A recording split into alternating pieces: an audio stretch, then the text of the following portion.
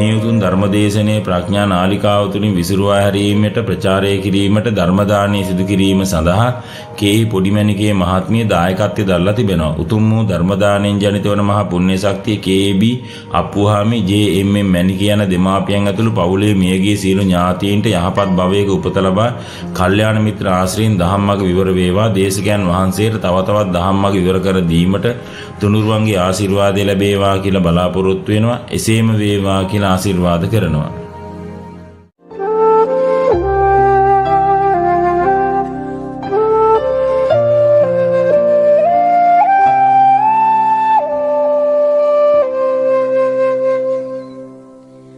නමෝ තස්ස භගවතු අරහතෝ සම්මා සම්බුද්දස්ස නමෝ තස්ස භගවතු අරහතෝ සම්මා සම්බුද්දස්ස නමෝ තස්ස භගවතු අරහතෝ සම්මා සම්බුද්දස්ස මිච්ඡා පටිපදාෝ භික්ඛවේ දේසිස්සාමි සම්මා පටිපදාති තී. සදහවතුනි, මේ වකවානු තුළ අපි තථාගතයන් වහන්සේ වදාළා වූ ධර්ම න්‍යායන් 4-5කින් විශේෂිත එකක් තෝරාගෙන ඒ විවිධ පැතිවලට හරවමින් විවරණය කරනු ලබනවා. ඔබට පසුගිය දේශනාවලදී අසන්ට ලැබෙන්නේ නැති මේ පටිච්ච සමුප්පාද කියන වචනය පිළිබඳව කරපු විවරණයන් තවදුරටත් අපේ ඉදිරියට ගෙන යන්න වෙනවා.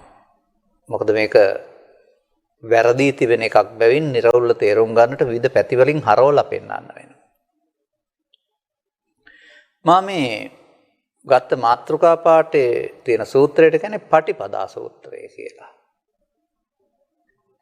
බැලුවමට බොහොම ලේසියෙන් හිතන්න පුළුවන්. මිච්ඡා පටිපදා වැරදි ප්‍රතිපදාව, සම්මා පටිපදා යහපත් හරි ප්‍රතිපදාව. මහණෙනි මම ඔබට වැරදි ප්‍රතිපදාවයි හරි ප්‍රතිපදාවයි දේශනා කරන්න යන්නේ කියලා ඔන්න බුදුහාමුදුරුවෝ දිත ධම්මපරයයක් වදාරලා තිබෙනවා. දැන් පොත බලන්න නැතුවම කියන්න පුළුවන් වැරදි ප්‍රතිපදාව සතුන් මරණ එක, හොරකම් කරන එක, කාමද්ද හැදෙන එක, බොරු කියන එක. බැලුවාම හරිනේ. ඒව නොකරන එක තමයි සම්මා පටිපදාව. එහෙම ඇසට පෙනෙන පෘථග්ජන කෙනෙකුට පෙනෙන නගවරු ප්‍රතිපදාවක් නෙමෙයි මේ දේශනා කරන්නේ බුදුරජාණන් වහන්සේ. දැන් මතක තබා ගන්න, අපි කතා කළා පිනපව විශ්වාස නොකරන, විපාක විශ්වාස නොකරන පුද්ගලයා ගාව තියෙනවා නියත මිත්‍යා දෘෂ්ටියක් කියලා. ඊට පස්සේ අපි කතා කළා නියත මිත්‍යා දෘෂ්ටියෙන් සම්මා දිට්ඨියට ආවට ආර්ය සම්මාදිට්ඨිකයෙක් වශයෙන් බලපුවහම අනිත්‍ය දුක්ඛ අනාත්ම වූ දේ නිත්සුකාත්ම වශයෙන් අරගෙන සසර ඇවිදිනවා නම් ඒකට කියනවා මිච්ඡාදිට්ඨිගතා සත්තා ජාති මරණ ගාමිනෝ. ජාති මරණ ගාමිත්වයේ හිදෙනවා නම් මේ සසරේ යම් තැනක ඒ මිත්‍යා දෘෂ්ටිගත වීම තුළ කියන එක බුදුහාමුදුරුවෝ ඔන්න එතනදී පෙන්නනවා. අන්න ඒ වගේ මෙතනත් මේ මිච්ඡා පටිපදා සම්මා පටිපදා කියලා කියන්නේ ගැඹුරු කාරණයක් කියන එක තේරුම් ගන්න වෙනවා. මේ පටිච්චසමුප්පාද න්‍යායමයි මම මේක පැහැදිලි කරන්න හදන්නේ. එහෙනම් මිච්ඡා පටිපදාව තුළ සත්‍යය දුකටපත් වෙනවා. මේ පටිපදාව තුලත් මිත්‍යාවක් තියෙනවා, වැරද්දක් තියෙනවා. සමහර විට මෙහෙම වෙන්න බැරිද? අනුලෝම පටිච්චසම්පාදය සම්පූර්ණයෙන්ම මිත්‍යා පටිපදාව. පරිලෝක පටිච්චසම්පාදය සම්පූර්ණයෙන්ම සම්පටිපදාව, සම්මා පටිපදාව. එහෙම වෙන්න බැරිද? අන්න එහෙමයි මේ බුදුන් වහන්සේගේ ඉගැන්වීම් සම්බන්ධයෙන් ගත් කල. අපි එක තැනකට යමු. සිව්ම තේරුම් ගන්න. පාසල් ගිහින් ඉගෙන ගත්ත වචනේ මම අහපුවම ප්‍රශ්නයට උත්තරයක් වශයෙන් දෙන්න මහන්සි වෙන්න කලබල වෙන්න එපා. මොකක්ද අවිද්‍යාව? නොදන්නාකම. චතුස්සත්‍ය නොදන්නාකම. එහෙම කියන්න එපා. එහෙනම් මොකක්ද අපි හොයාගන්න ඕන? මොකක්ද මේ අවිද්‍යාව කියන්නේ? අවිජ්ජා පත්‍ය සංඛාරා. සසර ඇවිදීමට හේතු වෙන්නා වූ පුණ්‍යාභිසංකාරය, අපුණ්‍යාභිසංකාරය සහ අනිජ්ජාභිසංකාරය නම් වූ අபிසංකාර කියන පදයට අයිති. අභි කියන වචනෙන් කියන අනාගත වර්තමානයේ අවසන් නොකර අනාගතයට පළහට ගන්න හේතුවක් තියෙන එකට තමයි අபிසංකාර කියන්නේ. එහෙනම් අර කුසල කර්ම රැස් කිරීම පිටුපස අවිද්‍යාවක් තියෙනවා කියලා නේද පෙන්නන්නේ. දැන් මේක විවරණය කරන්න ගියාම මොකද වෙන්නේ? එහෙනම් අපි පින් කරන්න එපාද, පන්සල් යන්න එපාද කියලා මගෙන් අහන්න පුළුවන්. නෑ. ඒක තමයි අවිද්‍යා නිරෝධයෙන් සංකාර නිරෝධ ප්‍රතිපදාව වැසුණු සමාජයක අවිද්‍යා සංකාරය විද්‍යා සංකාරයක් කියලා හිතන් ඉන්නේ. එහෙම නැත්නම් තවත් විදිහකින් කියනවා නම් සංඛාර නිරෝධය නැත්නම් අபிසංඛාර නිරෝධය දේශනා කර දහමෙහි අபிසංඛාර නිරෝධය පාදා ගන්න බැරි සමාජයක අවිසංකාර රැස් කිරීම තුළ හොඳ අවිසංකාරයි නරක අවිසංකාරයි දෙකක් තියෙනවා. හොඳ එක නොකලට කමක් නරක එක නොකලට කමක් නැහැ. හොඳ එක කරන්න කීවා කියලා තමයි හිතන් ඉන්නේ. මේ සමාජයේ පැවැත්ම එහෙමයි. ඔවුන් දන්නේ නැහැ අපුණ්‍යාවිසංකාරයත් පුණ්‍යාවිසංකාරයත් ආනිජ්ජාවිසංකාරයත් ඔක්කොම අවිජ්ජා පත්‍ය සංකාරා බව. එකයි මේ බුදු සමය වෙනත් දහමක් කියලා කියන්නේ. වෙනත් දර්ශනයක් කියලා කියන්නේ. ප්‍රඥා ගෝචර දෙයක් කියලා පෙන්නන්නේ. එහෙමනම් අපිට තේරෙන්න ඕන කාරණයක්. අනාගත විපාකයක් සඳහා කෙනෙකුට අපාගත වෙන්න, දිව්‍ය ලෝකේ යන්න, බ්‍රහ්ම ලෝකේ යන්න සිදු වෙනවා නම් ඒ මෙහෙන් එහාට කවුරු හරි ගියා නෙවෙයි. ඔබ දන්නවනේ කය කවදාවත් ආදාහනාගාරයෙන් භූමදානෙන් එහාට යන්නේ නැහැ කියලා. ඔබ හිතන් ඉන්නවනේ සිත යන්නේ නැති කියලා. නෑ, සිත කියන එකේ තේරුම ඒ මොහොතේ හට ගන්නව නැතනවා කියන එකනේ. විඥානම් බික්කවේ පබංගුරං. චක්ක විඥානය, සෝත විඥානය, ඥාන විඥානය භංගුරත්වේ නැවත නැවත හටගත්තත් බිඳෙනවා. පොළොවට පස් වෙන කයක් පරිහරණය කරන සිත මොහොතක් පහසා බිඳෙනවා නම් මෙතනින් එහා පැත්තට කොහොමද සතෙක් යන්නේ? කය යන්නෙත් නැහැ, විඥානය එතන නැතෙනවා නම් යන්නෙත් නැහැ. ඒ වුණාට අපේ බෞද්ධයෝ අන්‍යාගමිකයෝ සේරම හිතන් ඉන්නේ මෙහෙන් එහාට ගිහින් විඥානයක් මව්කුසට බැස ගන්නවා කියලා. ඒ වචනෙන් සමහරට ඉනිමගක් තියලා බහින්න ඕන කියලා තමයි මට හිතෙන්නේ. මේ යොදපු වැරැද්ද තියෙන්නේ. මේ විඥාන කියන පදේ අර්ථය දන්නේ නැති එකයි අර යොදපු ආකාරයේ වැරැද්දයි තියෙන්නේ. මේකට කියන්නේ මහා තණ්හා සංකේ සූත්‍රය. මේකේ ප්‍රතිසන්දිය සම්බන්ධයෙන් ගත් කල කරුණු තුනක් පෙන්නනවා. මව්පියන්ගේ එක්වීම, මවගේ උත්තුනී භාවය සහ තුන්වැන්නාගේ පැමිණීම. තුන්වැන්නාගේ පැමිණීම කියන එක කොහොමද මේ පාලියෙන් තියෙන්නේ ගන්ධබ්බෝ පච්චුපට්ඨිතෝ හෝති. කොහොමද මේක සිංහලට විඥානයක් මව්කුසට බැස ගැනීම කියලා පරිවර්තනය වෙන්නේ? අන්න පරිවර්තනයම කට්ටිය හිතන් හිටියා සකේ වට්ට පුත්ත සාති වගේ මෙහෙන් එහාට යනවා. සතෙක් සංසාරේ යනවා මේ. සතෙක් ඉන්නවා නම් බුදුහාමුදුරුවන්ටත් කවදාවත් නැති කරන්න බෑ. ආත්මයක් තියෙනවා නම් කවදාවත් බුදුහාමුදුරුවන්ට නැති කරන්න බෑ. හැබැයි මේක බලන්න වෙන්නේ එහෙම නෙමෙයි. මෙහෙන් එහාට යන දෙයක් වශයෙන් නෙමෙයි. හේතුඵල. හේතු එක තැනක හේතු වල ඵලය නැහැ. ඵලය හට ගන්නකොට හේතු නැහැ. ඉතින් මේක සාමාන්‍යයෙන් කියන්නේ හේතු නිසා ඵල. හේතු නැත්නම් ඵල නැහැ. ඵලයේ හේතු නැහැ. එහෙම කියලා කතා කරන්නේ. ඵලය කියන එක නොහට ගන්න හේතු නැති වෙන්න වෙනවා. එහෙනම් හේතු එකතු කිරීම කියන එක අවිද්‍යාව නෙමෙයිද? එතකොට එහෙමනම් හේතු එකතු කිරීම අපුඤ්ඤාවි සංකාරය, පුඤ්ඤාවි සංකාරය, අනිජ්ජාවි සංකාරය සමානයි. අවිද්‍යාව පත්‍ය සංකාර නම් හේතු. ඵලය. මේ සිතට මේ කයට එහා ගිය ඇතුළතින් සම්බන්ධීකරණයක් තියෙනවා. වැලක් වගේ තියෙනවා හරි එහෙම හිතන්න එපා මොකක්වත් එහෙම. හොඳට පැහැදිලි කරන්න පුළුවන් තැන් තියෙනවා. ඔබේ ඥාතියෙක් ඇමරිකාවේ ඉන්නවා. ඔබට කතා කරන්න ඕන වෙලා තියෙනවා. දැන් දුරකථනය අරගෙන අවශ්‍ය ඉලක්කම් ටික ඔබලා කතා කරනවා. දැන් ඔබේ කන ළඟ කතා කරනවා ඇහෙනවා. අහන්න ඔය ඉලෙක්ට්‍රොනික විද්‍යාව දන්න කෙනෙකුගෙන් ටිකක් එහෙ කටහඬද මෙහෙ ඇහෙන්නේ කියලා. එහෙ කටහඬ මෙහෙ කවදාවත් එන්නේ නැහැ. ඒක එතන ඉවර වෙනවා. මෙතන තියෙන මේ ස්පීකරේ කම්පන වෙනවා. ශබ්ද තරංග කම්පනයක්. ඒ හේතුඵල නිසා. කම්පනය එයා දන්නෙත් නැහැ. අපි තමයි ඒක ශබ්දයකට පරිවර්තනය කරගන්නේ අපට ඇහෙන දෙයක් විදිහට. ඇමරිකාවට යන්න පැය 36ක් කරනවා නම් ගුවන් යානෙන් ඕක එන්න තප්පරයකින් එන්න පුළුවන්. දෙහි ඉඳලා මෙහාට එනවා නම්. අන්න එහෙමයි හිතන්න වෙනවා. හිතන්න වෙනවා. රූපවාහිනී විකාශන මැදිරියෙන් රූපවාහිනී විකාශනය කරනවා. එකතු කරනවා අගුවන්ට මුසු කරනවා. එක නම් ඉතින් තව එක රූපවාහිනී යන්ත්‍රයකින් විතරනේ අහන්න පුළුවන්. 1000ක් විවෘත කරොත් මේ රූපවාහිනී රටේ යන්ත්‍රය 1000ෙම පේන්නේ නැද්ද අරවා?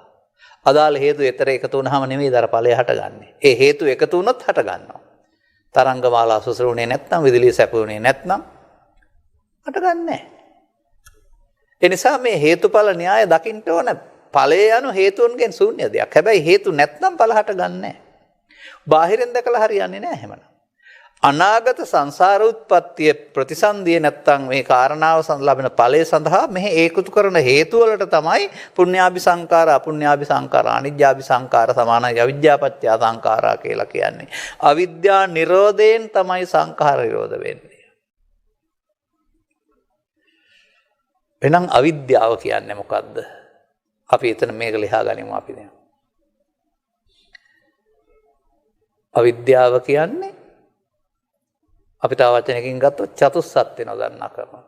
එහෙනම් දුක හේතුව නැතිව තන මාර්ගය කියලා අපි දන්නවනේ කෝ.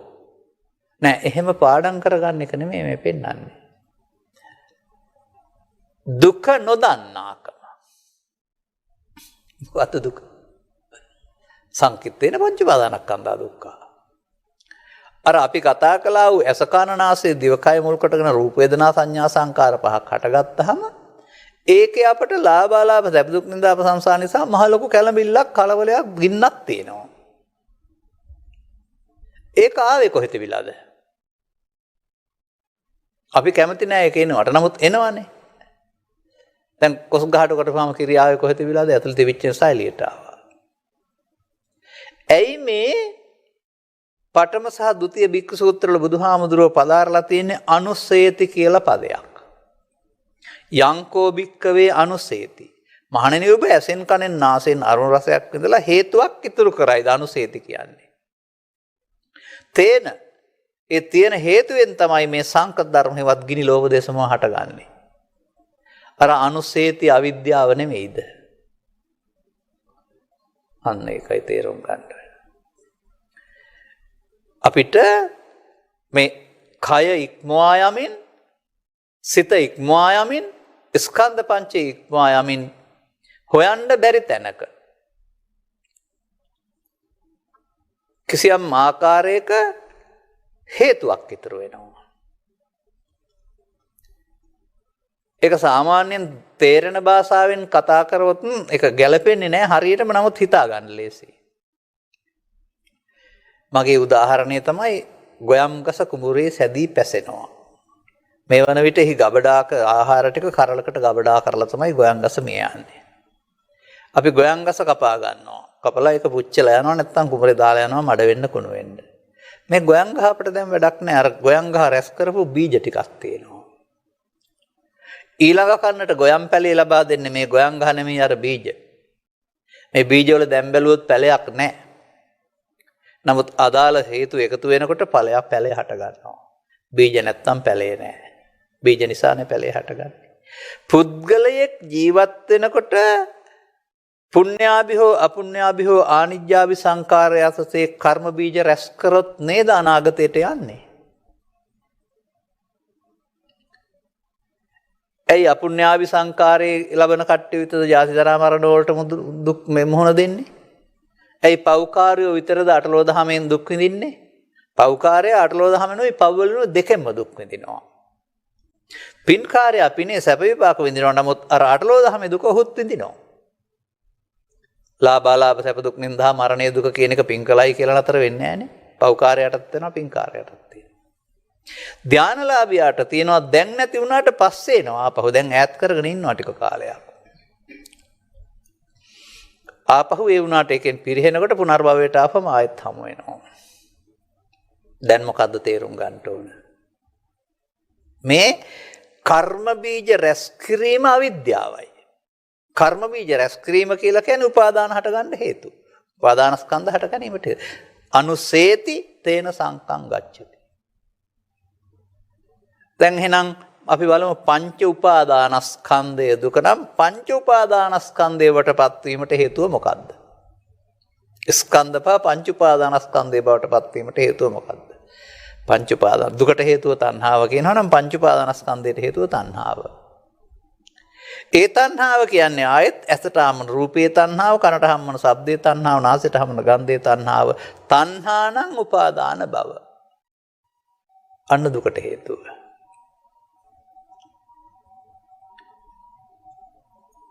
ඒ තණ්හාව නැති කිරීමෙන් ලබන සැපත. ඒ තණ්හාවයි පස්සේ තණ්හාවක් නෙමෙයි. ඒ තණ්හාව තණ්හා නැත්නම් උපාදාන වේදනාවට තණ්හා කලේ නැත්නම් උපාදාන නැහැ භව නැහැ. ඒ නැති වූ තැන මේ තණ්හාව නැති වූ තැන ඒ නැති කරන මාර්ගය එහෙනම් ආපහු ආයත් මේ හේතු ඉතුරු නොකර අවසන් කිරීම කියන කාරණේ ඔස්සේ ඔබ යනවා නම් ඔබ ආර්ය අෂ්ටාංගික මාර්ගයේ අර අට පාඩම් කිරුවේ නැතුවට යනවා ඇත්තේ ඒක නේද?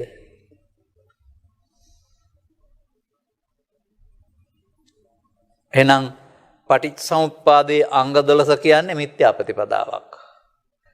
ඒක බුදුහාමුදුරුවෝ අමුතෙන් හැදුවා හරි හොයාගත්ත හරි නෙමෙයි. මිනිස්සුયો ළඟ සිදුවෙන සිදුවීම ඇසේ කනේ නාසයේ දිවේ කය ෂණයකින් සිදුවීම තුල මිනිසා අමාරුවේ වැටෙනවා. අර බිලි කොක්කට මාළු අහු වෙනවා වගේ සසරට තට්ටු වෙනවා. ඒක සමාජයේ තිබුණ දෙයක් අනුලෝම පටිච්චසම්පාදය කියන්නේ. නමුත් ඒක විග්‍රහ කරගන්න බැරි වුණා බුදුරජාණන් වහන්සේ විග්‍රහ කරන තුරු ඔය වගේ ස්කන්ධ පහක් තුල. අපේ බුද්ධ ආගමේ ආත්ම තුන ගලපලා තියෙනවා වගේ. විස්තර කරනකොට මේක එක මොහොතක මම සාමාන්‍යයෙන් ඔකට කියන කතාවක් තියෙනවා. ඔය මෑතදී මම දුටුවා. දැන් අර ළමා කාලේ නම් අම්මා හරි තාත්තා හරි කියලා සමුපකාරයට යන්න කිව්වහම කලමනාකාරතුමා බිල ලියලා උඩ එක තියාන එක කොලයක් අපට දෙනවා. ඒක එක කොලයයි තියෙන යට ඒකේ ලියවිලා තියෙනවා. මෑතදී එහෙම නෙමෙයි විලක් ගන්න ගියාම ඒකේ පිටපත් 3-4ක් තියෙනවා. පාරිභෝග පිටපත, කාර්යාල පිටපත, ගබඩාවේ පිටපත කියලා 3කුත් 4කුත් දැකලා තියෙනවා. හැබැයි කවදාවත් මම දැකලා නැහැ මේ 4ක් ලියනවා එකයි ලියන්නේ. එකක් ලියද්දීම තව පිටපත් කීපයක් යටින් ලියවෙනවා. පස්සේද එවලෙමයි.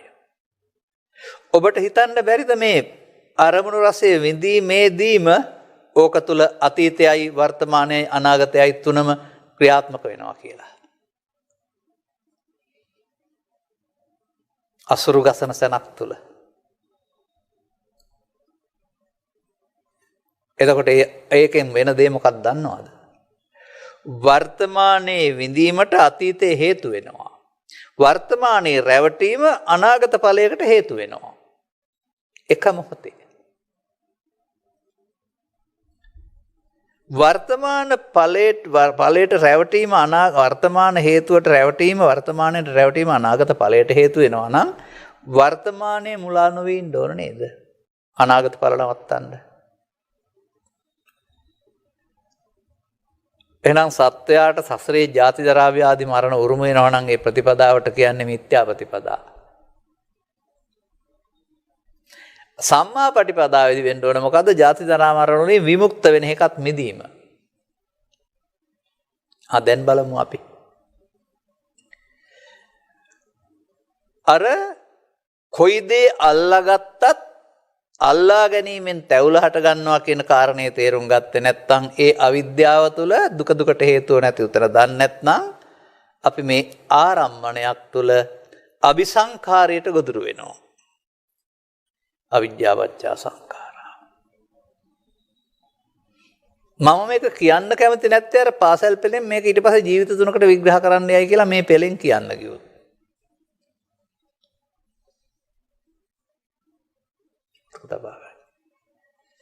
දැන් අර බීජ අටුවේ තිබෙන තුරු පැලවෙන්නේ නැහැ. බීජයට අවශ්‍ය උණුසුම තෙතමනේ වාතාශ්‍රය ලැබුණාම ඒ බීජය ප්‍රෝහණය වෙලා පැලයක් හට ගන්නවා. ඒ පැලයක් හටගන්නේ පැලයක් හටගන්න අවශ්‍ය හේතු ඒ තුල ගබඩා කරලා තිබුණ නිසා. මේ අபிසංඛාර කියන්නේ ඒකනේ කර්ම බීජ කියලා කියන්නේ. මේ ළඟදී මම ඕකට ලස්සන උදාහරණයක් ඉදිරිපත් කළා. අදත් කියන්නේ ඇති.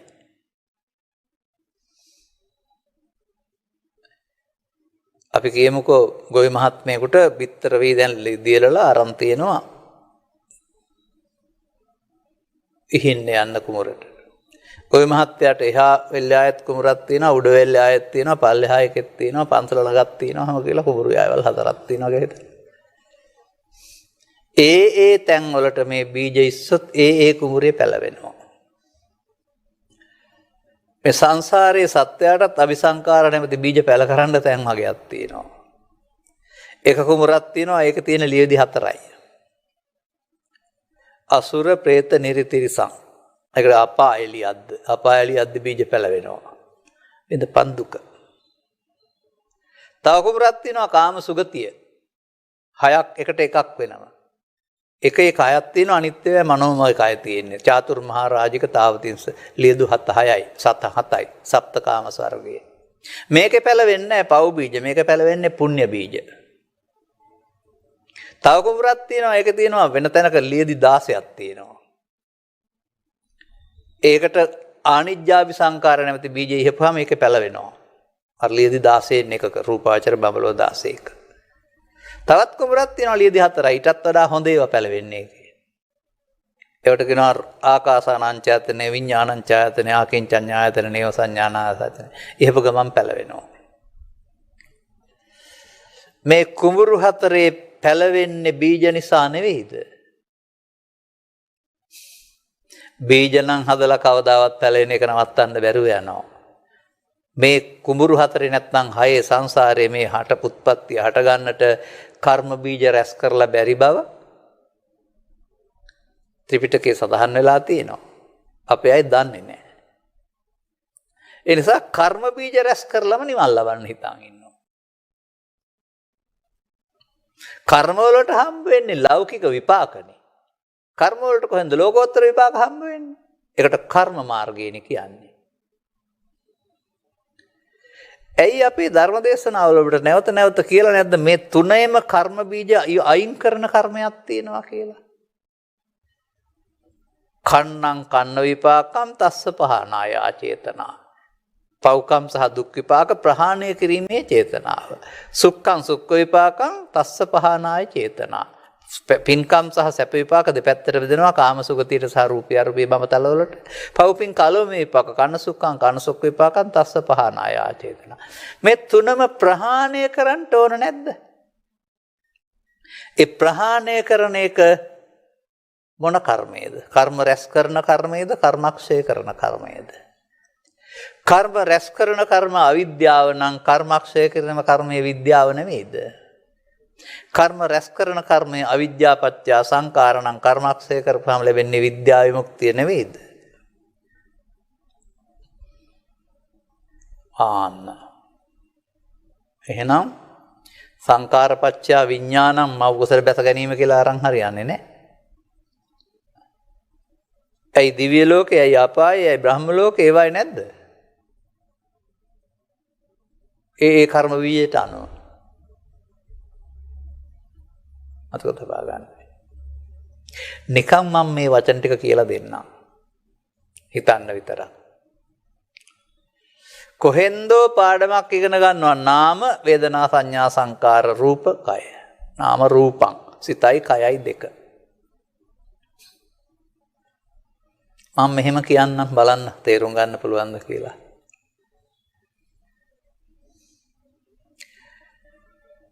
චත්තාරෝ මහා භූතා පච්චයා රූපක්ඛන්දස්ස පඤ්ඤාපනාය. මේ රූපස්කන්ධය කියන එක හැදෙන්නේ සතර මහා භූත වලින් කියලා නෙවෙයි තියෙන්නේ. සතර මහා භූත ප්‍රත්‍ය වීමෙන්. බලමු මොනවද සතර මහා භූත? අරලිය මලක් තියෙනවා අර පැත්තේ. අඹ ගෙඩියක් තියෙනවා. ඒ සතර මහා භූත නේද? ආලෝකයේ උදව්වෙන් ඇසට ගැටුණාම ඇසේ පහළ වෙනවා රූපයක්. මේකේ පඨවි ආපෝ තේජෝ මොනවා හරි තියෙනවද? අරක ප්‍රත්‍ය වීමෙන් මෙතන හටගත් එක ඛන්ද කියන්නේ ද්‍රව්‍ය නෙමෙයි අර වේදනා සංඥා සංකාර වගේ චෛතසිකයක් නේද?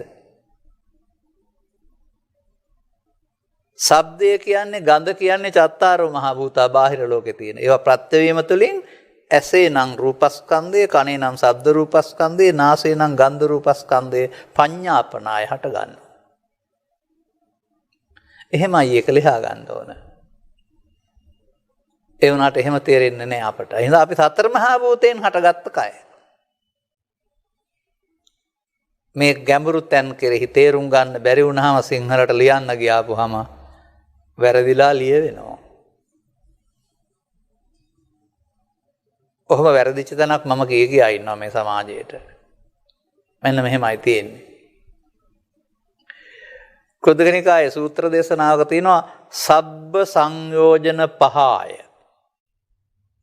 සිංහලට පරිවර්තනය කරපුවාම සියලු සංයෝජන අතහැර දමා.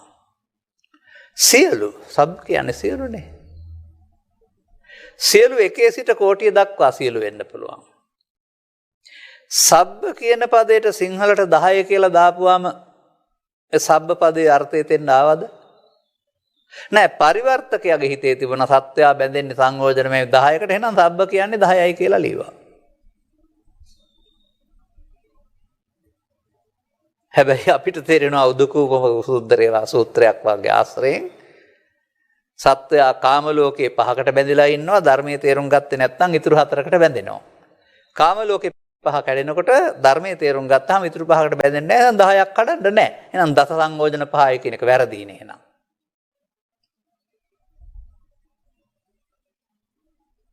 ධර්මය ආරක්ෂා කිරීම පිළිබඳව ගෞරවය, උපහාරය රැක ගැනීම පිළිබඳව. නමුත් නොදන්නකම නිසා වරදින්න ඉඩ තියෙනවා. ඒ වැරදි අර්ථය ජනනය කරගෙන නිදහස් වෙන්න නම් බෑ.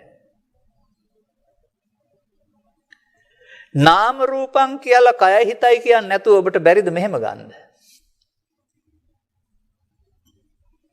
දැන් වේදනා සංඥා සංකාර විඥාන නාමනේ. හොඳයි, ඔබට හතුරෙක් පේනවා. මේ හතුර දැන් කොහෙද ඉන්නේ? ඉස්සරහ පැත්තේ රූපෙට හතුර වෙන්නේ. ඒක අටවිසි රූපෙට ගන්න බෑනේ. ඔය අටවිසි රූප විග්‍රහ කරනකොට ප්‍රසාද රූප 6යි ගෝචර රූප 5යි කියලා විග්‍රහ කරන්නේ. ප්‍රසාද රූප 6යි ගෝචර රූප 5යි විශේෂ රූප භාව රූප 2යි හදේ රූප මොතේ ඔය ඉස්සර තියෙන තව ටිකක්.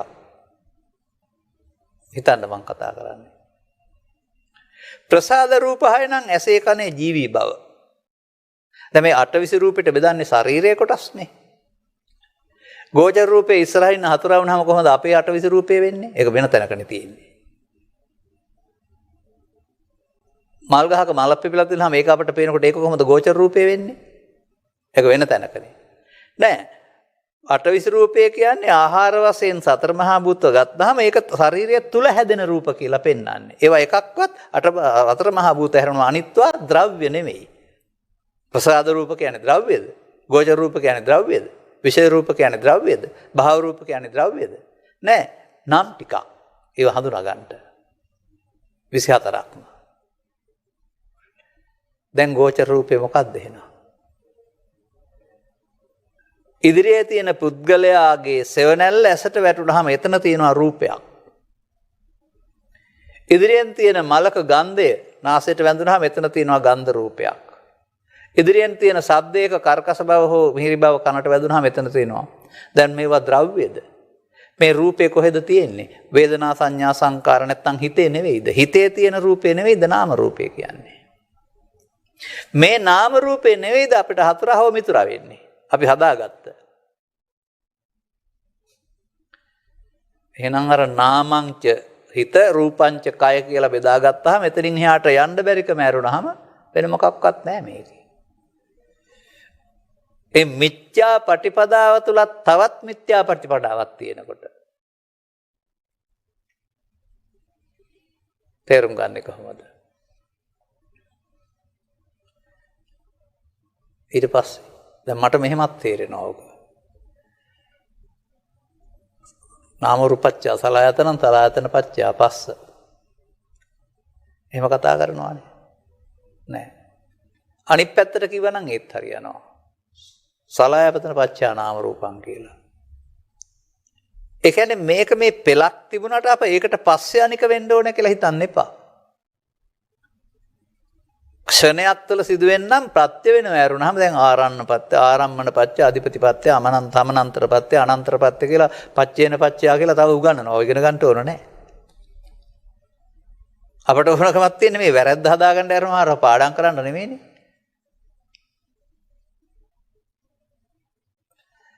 සලආයතන පත්‍ය පස්සෝකුවම ඉතින් 6ටම 6ක් ස්පර්ශ වෙන්න එපා. එකයි කියලා හිතන් ඉන්නේ. පස්ස එකයි. අනේ ජාති ජරා මරණ ඊළඟ ජීවිතේ සිදුවෙනකොට පස්ස කියන්නේ එකයි කියලා හිතන් ඉන්නවා. ජීවිත කාලෙටම පස්ස වෙන්නේ එකයි. වේදනාව වෙන්නේ එකයි. ඒ පටිච්චසම්පාද පෙළේ හැටියට. තණ්හාත් එකයි. උපාදානත් එකයි. එහෙනම් ජාතිත් එකයි ජරා මරණ ඊළඟ ජීවිතේට. නමුත් සලආයතනයන්ට ඇසට කනට නාසයට දිවට කයට කී සැරයක් මේවා පස්ස වෙනව ඇද්ද? ඒ පස් වෙන මොහොතක් පාසා මේක සිද්ධ වෙනවා නේද? පස්සපච්චා වේදනා.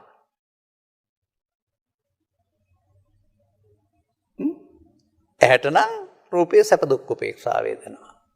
හෙට අනිද්දාට ඊන් අනිද්දාට දිගින් දිගට આવොත් පස්සපච්චා වේදනා කී දහහක් සිද්ධ වෙයිද? සද්දය.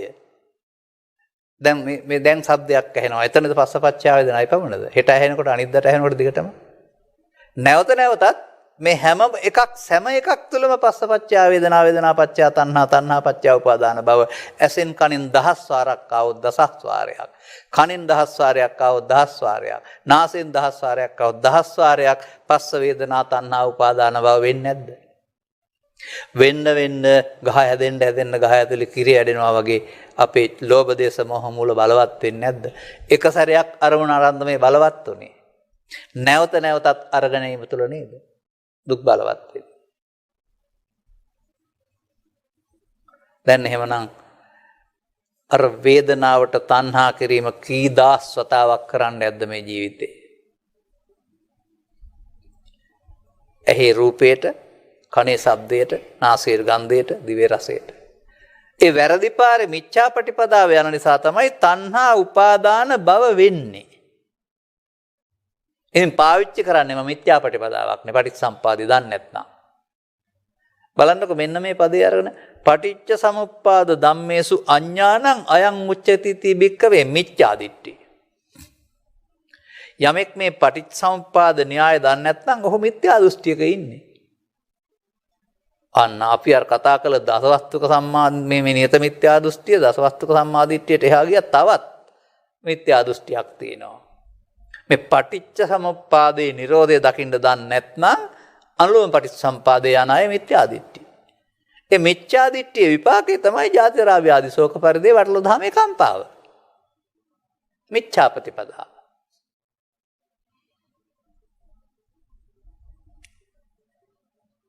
තව ටිකක් එහාට හොයාගනිමු අපි එමනවා. දැන් පස්සපච්චා වේදනාවලට තණ්හා කීයක් තියෙනවද? පස්සපච්චා වේදනා රූප වේදනා, ශබ්ද වේදනා, ගන්ධ වේදනා, රස වේදනා, පොට්ටබ්බ වේදනා, ධම්ම වේදනා, වේදනා 6යි. ඒ අරමුණට තණ්හා කරන රූප තණ්හා, ශබ්ද තණ්හා, ගන්ධ තණ්හා, තණ්හා, පොට්ටබ්බ තණ්හා 6යි. ඒ තණ්හාව එක සැරේද නැති කරන්න ඕනේ. ඒ 6ෙන්ම හට ගන්න මොහොතක් පාසා නේද? ඒ තණ්හාව තනි වචනයක්ද මේ තණ්හාව කියන්නේ? ඇයි මේ ඒ තණ්හාව මෙච්චර වැදගත් වෙන්නේ? ඒ තණ්හාවේදී රූප තණ්හාවේදී රූප තණ්හාව මම, ශබ්ද තණ්හාවේදී ශබ්ද තණ්හාව මම, ගන්ධ තණ්හාවේදී ගන්ධ තණ්හාව මම, පොට්ටබ්බ තණ්හාවේදී පොට්ටබ්බ තණ්හාව මම. මේ රාදට දීප උත්තරේ බුදුහාමුදුරුවෝ දේශනා කරවදාලනවා. රාද මම කියන්නේ තණ්හාව කියන්නේ දෙකක් නෙවෙයි. තණ්හාවටමයි මම කියන්නේ. අන්න මම හැදෙන තැන හොයාගන්න. මයන්න එකතු වෙලා මම හැදෙන්නේ නැහැ. කයක් හැදුනට මම හැදෙන්නේ නැහැ. ඇසට, කනට, නාසයට, දිවට, කයට ගන්නා වූ අරමුණට වේදනාව ඉක්මවා යමින් තණ්හා කරන්න ගියොත් ඒක දුකට හේතුවනේ. දැන් මම තණ්හා මම කියන්නේ. ඒ තණ්හාව නැති කිරීමෙන් ලැබෙන සැපත නිර්වාණය කියන්නේ. එතකොට තණ්හාව නැති කරනකොට මම ඉතුරු වෙයිද? තණ්හාව නම් මම නැති වෙන්න වෙනවා. මම නැති වෙනවා කියන්නේ බෙල්ල කපා ගන්නවටද? ඔය භික්ෂූන් සම්බන්ධයෙන් බුදුන් වහන්සේ වදාරනවා රහතුන් සම්බන්ධයෙන්. උන්වහන්සේලාට මම හැඟීමක් නැද්ද? උන්වහන්සේලා අවබෝධයෙන් යුක්තව මම භාවිතා කරනවා මම කියන එක. උන්වහන්සේලාට හැබැයි මමත්වයක් නැහැ කියලා උත්තර දීලාම තියෙනවා. එහෙනම් මම හැදලිවම තථාගතයන් වහන්සේ. උන්වහන්සේලා මම කියනවා තමයි. නමුත් ඒ අවබෝධයෙන් නමුත් ස්කන්ධ පංචය තුල අර මමත්වයක් උන්වහන්සේලාට නැහැ කියලා. දැන් ඉතින් තණ්හා වුණොත් එතනින් එහා ක්‍රියාදාමේ නවත්තන්න මට ඉතින් කියන්න දෙන සක්කරයාගේ පුතා වයිමාවත් බෑ කියලා තමයි.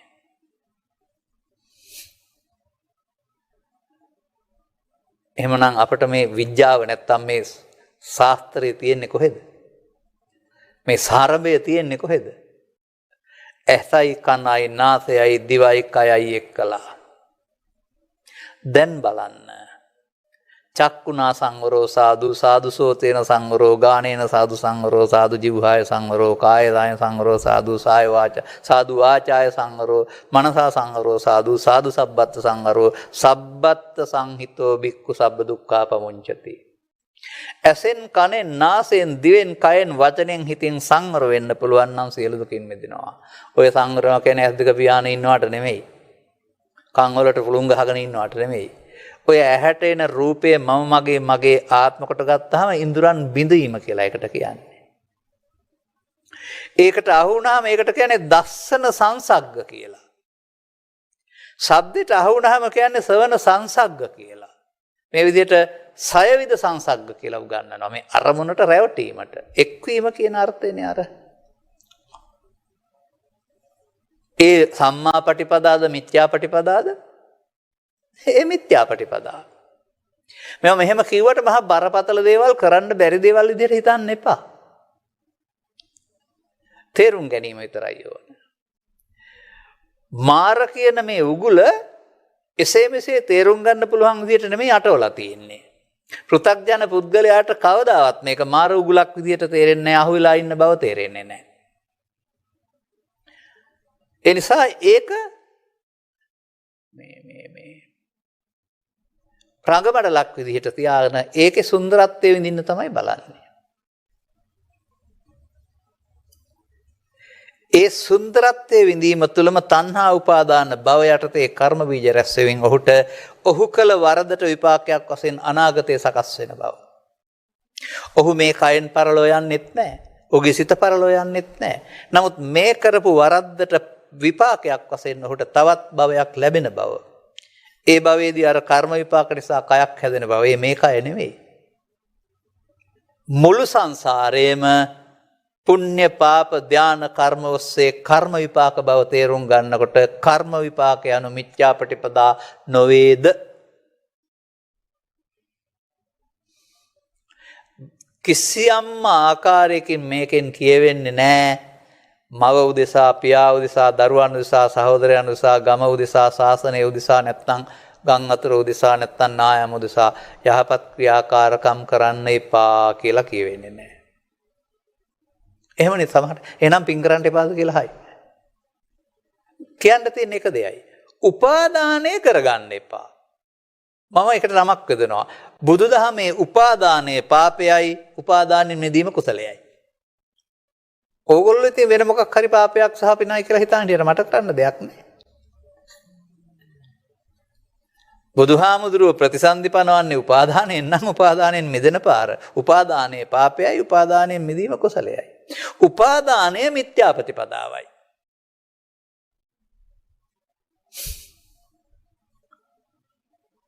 දැන් තව වචනයක් පාවිච්චි කරන්න වෙනවා. උපාදානය ඇහෙන් කනෙන් නාසයෙන් දිවෙන් කයෙන් අරමුණෙන් අරමුණට සිදුවන දෙයක්. මේ උපාදානය තුල තමයි අපි අතින් වැරද්ද සිද්ධ වෙන්නේ. තණ්හාව ඉක්මවා යමින් උපාදානය. දැන් මේකෙදි භව පදයට ඇයි යොදන්නේ මෙහෙම භව කියලා? තුන් භවයේ කියනවා. කාම භවය, රූප භවය, අරූප භවය. එතකොට කතා කරන්නේ කාම ලෝකේ, රූපී බ්‍රහ්ම ලෝකේ, අරූප ලෝකේ.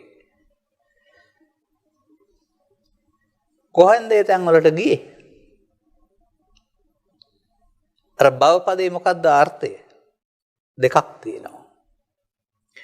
අද කර්මය කරපුවාම හෙට හෝ අනිද්දාට මේ ජීවිතය තුළ ඉහාත්ම වශයෙන් මේකට අදාළ විපාක වාරයක් මතුවෙනවා. එතකොට අපි කියනවා ප්‍රවෘත්ති විපාක. ප්‍රවෘත්ති විපාක දීලා ඉවර නැහැ. මේ හැකියාව තියෙනවා ප්‍රතිසන්දි ලබා දෙන්න. ජීවිත අවසානයේට මේ විතර විහාර ආරික කුඹුරු වලින් පැලවුණාම ඒකට කියනවා ප්‍රතිසන්දි විපාක. භවපච්චයා ජාති.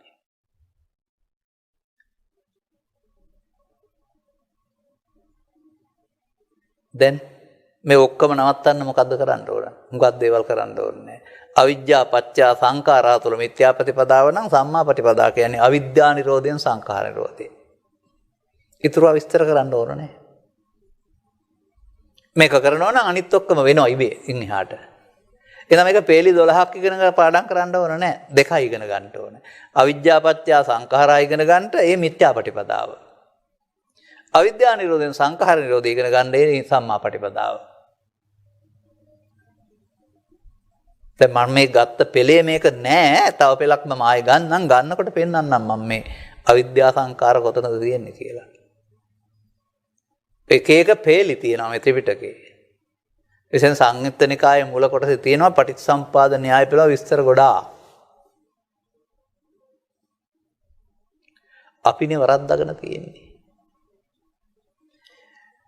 ත්‍රිලක්ෂණේ වගේ චතුස්සත්‍ය වගේ පටිච්චසමුප්පාදයට දුකටපත් වෙන සහ දුකට මිදෙන දහම් පෙළක්. දුකෙන් මිදෙන දහම් පෙළක්. හැබැයි ඒක අනිත් ඔක්කොටම වඩා ගැඹුරුයි කියලා මට තේරෙනවා. ත්‍රිලක්ෂණයේ තේරුම් ගැනීමට වඩා අමාරුයි. චතුස්සත්‍ය තේරුම් ගැනීමට වඩා අමාරුයි. සතිපට්ඨානයේ තේරුම් ගැනීමට වඩා අමාරුයි. නමුත් මේ ක්‍රියාවලිය ජීවිත තුනක් ඔස්සේ බලන්න යන්න එපා. ශරීරය තුළ බලන්න යන්න එපා. මනෝපුබ්බංගමා ධම්මා කියන්නේ ශරීරය කියන එකක් සිත මුල් වෙනවා කියන එක. සිත එක මොහොතක ඇති නැති වී යන ඒකකයේ රූප වේදනා සංඥා සංකාර පහ කියලා හිතා ගන්න. පේන්නේ නැති වුණාට. ඒ එක මොහොතක ඇති වී නැති වී යන කාලය තුල මේ පටිච්චසමුපාදේ ක්‍රියාත්මක වෙනවා. අතීත හේතු ටිකක් ක්‍රියාත්මක වෙනවා, වර්තමාන ඵලත් ක්‍රියාත්මක වෙනවා. මිත්‍යා ප්‍රතිපදාවේ නම් වර්තමාන හේතු තැබීමත් සිද්ධ වෙනවා.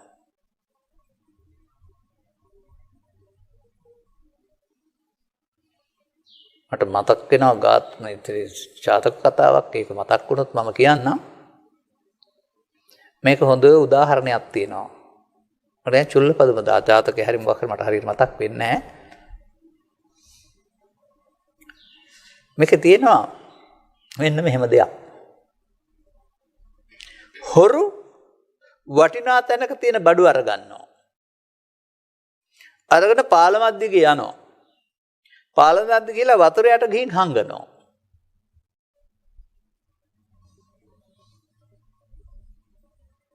නම හරියටම පස්සේ දවසක මතක් කරලා කියන්නම්. මෑතදී ත්‍රිපිටකයේ අනිත් පැත්ත හැම ජාතක පොත කියවන කාලේ 80 90 ගණන් වල ඊට පස්සේ ඒක කියවන්න වෙලාවක් ලැබුණේ නැහැ.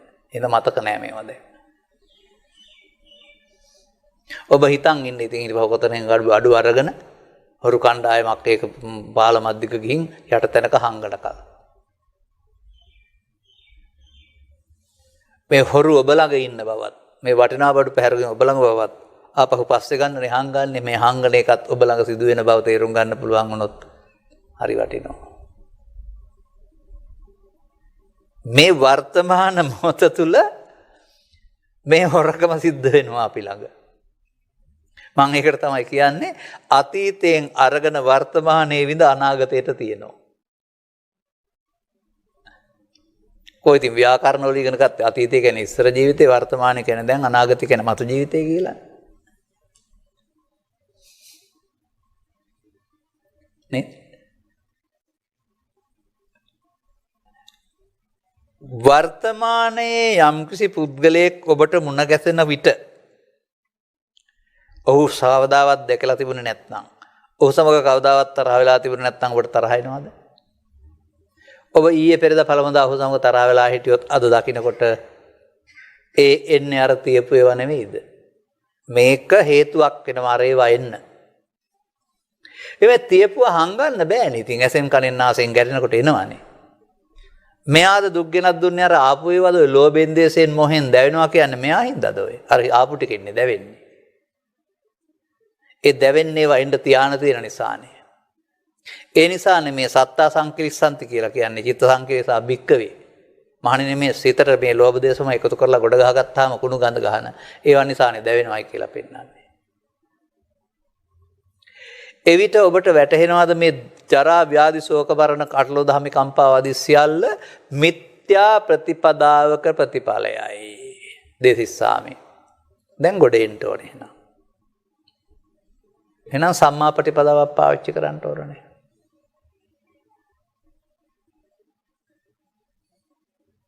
කොහොමද මේ සංඛාර නිරෝධ වෙන්නේ? අවිද්‍යා පත්‍ය සංඛාර නම් අවිද්‍යා නිරෝධයෙන් සංඛාර නිරෝධේනේ. දැන් බලන්න අර සංඛාරංච නිරෝධේන නත්ති දුක්ඛස සම්භවෝ කියලා තියෙනවා නේද? මේ සංඛාර නිරෝධ වුණොත් දුක් හටගන්නේ නැහැ කියලා. මේ සංඛාර නිරෝධය කියන්නේ කර්ම බීජ රැස්වීම අවසන් වීම නේද? ඔබට කරන්න දෙයක් තියෙනවා නේද? ඔබේ මව හෝ පියා ඔබට කර්ම බීජ රැස් කරලා දුන්නද? නෑ, අල්ලා ගැනීමෙන් තැවුල හෙවත් ඔබ අල්ලා ගැනීමෙන් තමයි බීජ රැස් කරන්නේ. දැන් ඔබට කරන්න දෙයක් තියෙනවා නේද? දහස් වෙන්න ඕන නම් කර්ම බීජ රැස් නොකර ඉන්න වෙනවා.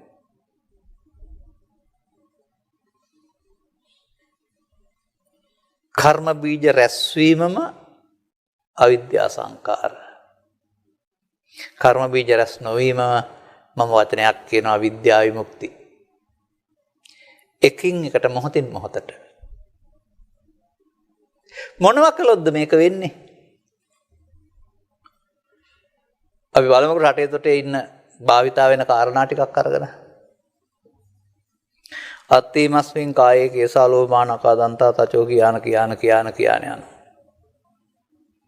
ඉතිවිසෝ භගවරහන් සම්මා සම්බුද්ධෝ විද්‍යාචරණ සම්පන්නෝ 108 වරක් කියනවා. සිය සත්‍යෝනි දුක්ඛෙත්වා නිරෝගීත්වා සුවපත්ත්වා දුකින් මිදෙත්වා මෛත්‍රී භාවනාව කරනවා. අර කර්ම බීජ අහලකටවත් එන්න පුළුවන්ද ඔබට? තියෙන තැනවත් හොයාගන්න පුළුවන්ද? මේකට කියන්නේ මොකද්ද? මේකට කියන්නේ බුත්සරණි හෝ අරක නෑ ඓතිහාසික ග්‍රන්ථ ගණනාවක් කියලා තියෙන නිසා අඹ විචාලවුන්ට දෙල් කියන්න ආසේ කියලා. අහන්නේ අඹ ගැන, කියන්නේ දෙල් ගැන. එහෙම නැත්නම් යන්නේ කොහෙද කියලා අහම මල්ලේ පොල්. මේ උත්තර ඒව නෙමෙයිද මේ?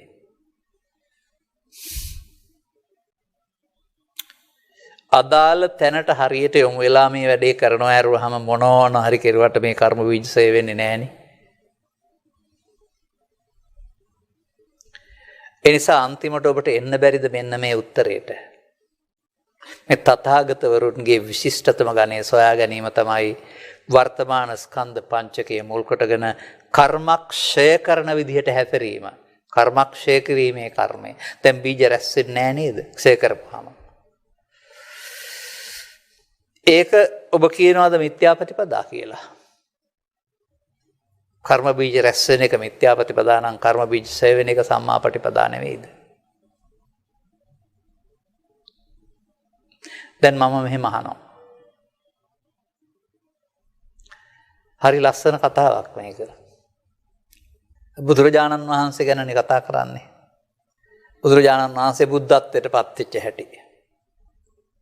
ඉස්සරෝම උබ්බේ නිවාසානුස්සති ඥානය, චුතුපපාත ඥානය, නම කියලා කතා කරන ආසක්ඛේ ඥානය. තව එකක් කියනවා. පටිච්ච සමුප්පාදය දැකලා බුදු වුණා කියන්නේ නැහැ. පටිච්ච සමුප්පාදය දැකලා නිරෝධය දැකලා බුදු වුණායි කියලායි කියන්නේ.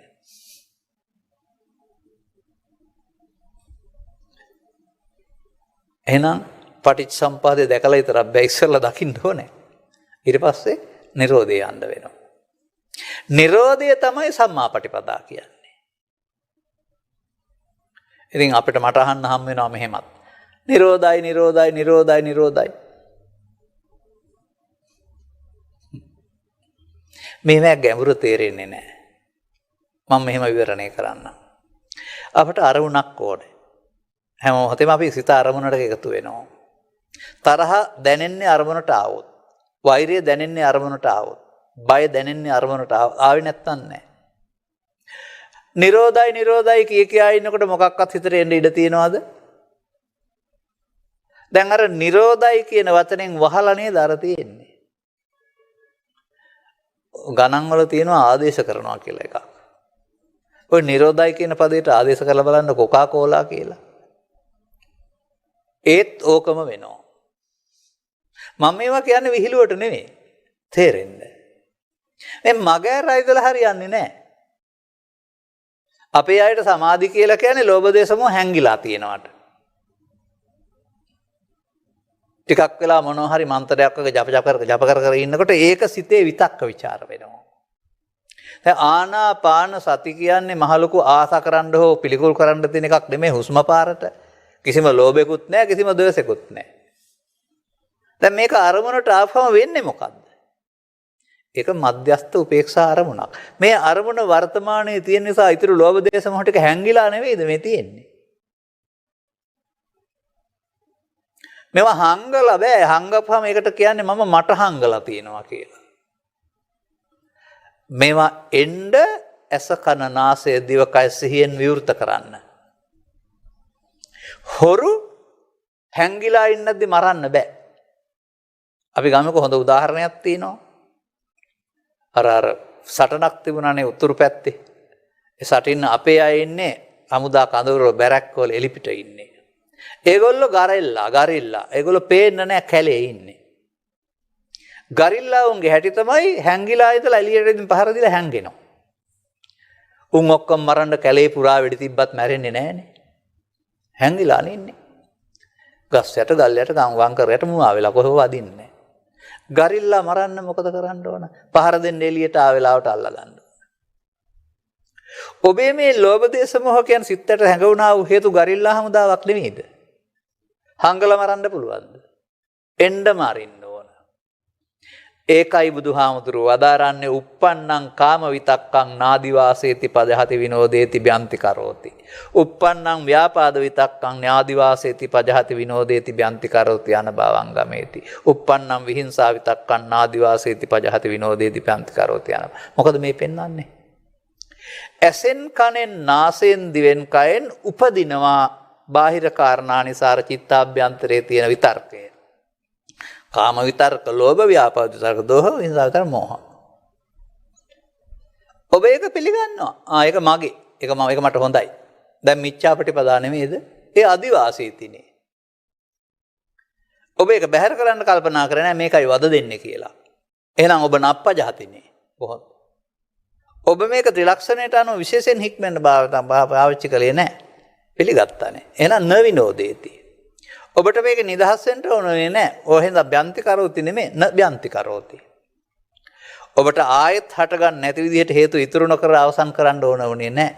එහෙනම් ඒකට කියනවා න අනභවං ගමේති. හැබැයි බුදුරජාණන් වහන්සේ මේ සිද්ධියේදී අදිවාසේති නප්පජහති නවිනෝදේති නබ්‍යන්ති කරෝති නනභවං ගමේති කියලා පදයක් දේශනා කරලා නැහැ ප්‍රහාණ සංඥාවල. මම මේක දැන් මේ හැදුවා. මිනිස්සු කරන වැරද්ද පෙන්වන්න මිච්ඡාපටිපදාව. උන්වහන්සේ වදාරන්නේ නාදිවාසේති පිළිගන්න එපා. ඔක ඔබේ මහලුකු සම්පතක් විදිහට. පජහති බැහැර කරන්න. නිකම් බැහැර කරන්න නෙමෙයි විශේෂයෙන් බැහැර කරන්න අල්ලා නොගැනීමෙන් ත්‍රිලක්ෂණේ නුවණින්. අවසන් කරන්න. අවසන් කරනවා කියන්නේ මොකද්ද? හෙට එන්න ආපහු තියෙන එකද? නෑ. අර ලස්සන වචනයක් තියෙනවා. අනභවං ගමේති යලිත් ඔබේ සිත තුළට මේක හට නොගන්නා විදිහට අවසන් කරන්න. දැන් නිරෝධය නෙමෙයිද? නිරෝධය කියන්නේ යලිත් හට නොගන්නා විදිහට අවසන් කරන එක. අන්න කරන්න තියෙන වැඩේ වෙනනවා. මේක කරනවා නම් සම්මා පටිපදා. අනිත් පැත්තට කරනවා නම් මිච්ඡා පටිපදා. මිච්ඡා පටිපදාවක ගිහින් කවදාවත් ජාති ජරා ව්‍යාධි ශෝක මරණ අටලෝ දහමේ කම්පාවෙන් මිදෙන්න බෑ. ඒ නිසා බුදුරජාණන් වහන්සේ ඒකට සම්මා පටිපදාවක් දේශනා කළා. අනුගමනීය ප්‍රතිපදාව. දවසට එක සැරේයිද? ජීවිතේට මේක සැරේයිද? ඇහෙන් එක සැරේයිද? නෑ. නිନ୍ଦ හැරෙන විට ඇසෙන් කනෙන් නාසයෙන් දිවෙන් කයෙන් ලෝකෙත් එක්කලා සම්බන්ධ වීමේදී අර චිත්තාභ්‍යන්තරේ හැංගිලා ඉන්න ලෝභ දේශ මෝහ නැමැති ගරිල්ලෝ එනවා එළියට. ඔබ සිහිය නැතුව ඔබට ලෝභයෙන් දේශයෙන් මොහෙන් පහරක් ගහලා උන් ආයෙ හැංගෙනවා. අහොයන්න ඉන්නේ නැහැ. අතීතයෙන් එනවා වර්තමානයේ රැවටෙනවා අනාගතයට තියෙනවා කියන්නේ මේ හැංගෙනවට. හැංගුණොත් ආයෙ එනවා. මේ ගරිල්ලා උන් විනාශ කරන්න තියෙන හොඳම මධ්‍යස්ථානය තමයි පහර දෙන්න ආපු වෙලාවට අල්ලගන්නේ. වෙන කොහෙවත් හොයන්න බෑ ඒගොල්ලෝ. ඔය උපන් අකුසල් කියලා කතා කරන අනුසය කියන එක හොයන්න තියෙන දිහක් නැහැ. තියෙන නිසයි එන්නේ. නැති දවසට එන්නේ නැහැ කියනකොට දැනගත්ත හැකි කතං කරණියන් ආපරං ඉත්තත් ආයේ නැති හින්දා. දැන් මේක තේරුම් ගත්තාම මට නම් හරි සුන්දර දෙයක් තේරෙනවා. මේ ලෝභ දේශ මොහ ඡය කර ගැනීම සඳහා ලෝභ දේශ මොහ හිතට උපදින්න ඕනේ නම් උපදින්න මිනිස්සු උදව් කරන එක යාළුවෝ නෙමෙයිද එතකොට? මට නම් ගහුවොත් ගහන්න හිතෙනවා නෙමෙයි. එතකොට කියන්නේ thank you කියන්න හිතෙනවා. ස්තුතියි කියන්න හිතෙනවා. ඇයි? මගේ දුර්වලකම මතු කරලා දෙන්න යාමුද්‍රව්‍යයක් පාවිච්චි කළා. පරුස වචනයක්, අනුම් පදයක් මොකක් හරි කරලා. අපිට ඒක තේරෙන්නේ නැහැ. අපි ගිනි ගන්නවා. අපි අර මනුස්සයා වැරදිකාරය කළා. යාට ගහන්න යනවා. අපි හදන්න යන්නේ නැහැ. නමුත් දැන් තේරෙන්න ඕන මේ ඉන්ද්‍රිය ගෝචර ලෝකේ කටයුතු කරනකොට හිත හදන්න ඕන නම් ඒ ගැටෙන කාරණා නිසා මේ එන්නේ තමන්ගේ මෝඩකම. ඒ එන එකට තමයි මම කියන්නේ ගරිල්ලා හමුදා ඔබට පහර දෙනවයි කියලා. දැන් එළියට ඇවිදින් හැංගිච්ච තැන නැහැනේ දැන්. මෙතෙන්දි මැරුණොත් ආයේ හැංගෙන්න යන්නේ කොහොමද? කෙලස් නසනවා කියන්නේ ඒක නෙවෙයිද? අපි තවත් මේ බඳු ධර්ම න්‍යායක් ඔස්සේ මේක පැහැදිලි කරමු. මට තියෙනවා ධර්ම න්‍යාය ගණනාවක් මේක පැහැදිලි කරන්න. ඒ හැම එකකින්ම මම පෙන්වන්න උත්සාහ කරන්නේ මේ අංග 12ක් කටපාඩම් කරගෙන ඔකට පටිච්චසම්පාදය කියලා ඔක අනිත් පැත්තට පාඩම් කරගෙන ගැඹුරු කිසි අවබෝධයක් ගැඹුරක් නැතිව මේක කියා ඉන්නවා. තව කල්පාන්තයක් ඕක කිව්වත් වැඩි නම් වෙන්නේ නැහැ. හැබැයි ලස්සන වචනයක් තියෙනවා. යෝ පටිච්ච සමුප්පාදම් පස්සති සෝමං පස්සති. අර පාඩම් කරපු කට්ටියට පටිච්චසම්පාදය දැකලා බුදුන් දකින්න බැරි වුණා නේද ලියාන කියන. හැබැයි ඇත්තට දැක්කොත් පටිච්චසමුප්පාදේ නිරෝධය දැක්කොත් බුදුන් දකින්න පුළුවන්. අපි ඊතුරු දවසක හොයාගමු මේ පිළිබඳව. එබැවින් මේ වර්තමාන ස්කන්ධ පංචකය සසරින් ගැලවෙන පුද්ගලයාට හරිම වැදගත්. මොකද එතනයි ඔහුට නොපමාව තියෙන්නේ. පමාව තියෙන්නේ සසර ඇවිදින කෙනාට. ඒක ඉතින් මාර හමුදාව මාරයාගේ පැත්තනේ. ඒ දෙවින් මේ කරුණ අවබෝධ කරගන්නට අවශ්‍ය කණක් ලැබෙන එක. අවබෝධයක් ලැබෙන එක. නිවන් ගැනම බණ කියන මාධ්‍යයක් ලැබෙන එක. කල්නට ගිහින් පවති තවම කල් ඇත.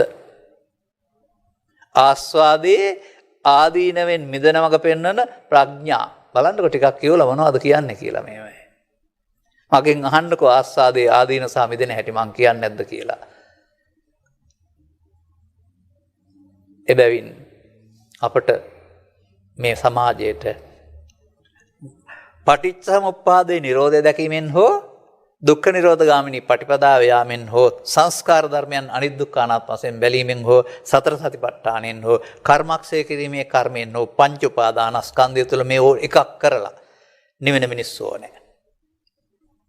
ඒ ඕනෑම දහම් පෙළකින් ඔබට ලේසි එකකින් තේරුම් ගන්න. තේරුම් ගැනීම තුළ ඔබ බුද්ධ ශ්‍රාවකෙක් වෙනවා. ඔබ මිච්ඡා ප්‍රතිපදාවට ආයුවන් කියන කෙනෙක් වෙනවා. ඒක තුළ සැනසීම අත්විඳින්න ඔබ ඉතුරුයි. ඔබේ මමත්වේ නෑ. ඒ නිසා ලෝකෝත්තර සැනසීම කියලා කියනවා. මේ මිනිස්සු තමයි මානසිකත්වයේ අග ඉන්නේ. අති මානසිකත්වයේ. ඔවුන් ළඟ කරුණාව, දයාව, අනුකම්පාව පිරීලා ඉතිරලා යනවා. ඔවුන් ආත්මාර්ථකාමී නෑ, වංචනික නෑ. ලෝකේ ඔක්කොම සාක්කුවේ දාගන්න හදන්නේ නෑ. අන්න ඒකයි ආත්මාර්ථකාමී නෑ. වේරම මගේ කියලා අයිති කරගන්න හදන්නේ නෑ. මානව හිතවාදීන් කියන්නේ ඒකයි. මිනිසුන් මානව හිතවාදීන් කරන්න බුදුහාමුදුරන්ගේ ධර්මය හරියට මේ මිනිස්සු සංවේදී කරලා දෙනවා. ඒ සංවේදී මිනිසුන්ගෙන් යුක්ත සමාජයක් හදමින් අපි නිවිසනසී ජීවත් වෙන්න උත්සාහ කරමු. ඔබ හැම දිනාට ධර්ම මාර්ගයකට අවතීර්ණ වීමට නැත්නම් පටිච්චසමුප්පාද න්‍යායයේ ගැඹුරු තේරුම් ගැනීමට මේ පැහැදිලි කිරීමත් හේතු වාසනා වේවා කියන සුභාශිංසනයේ ප්‍රාර්ථනා කරමින් මම මේ ධර්මානුශාසනාවත් මෙතකින් අවසන් කරනවා. හැම දිනාටම තෙරුවන් සරණයි.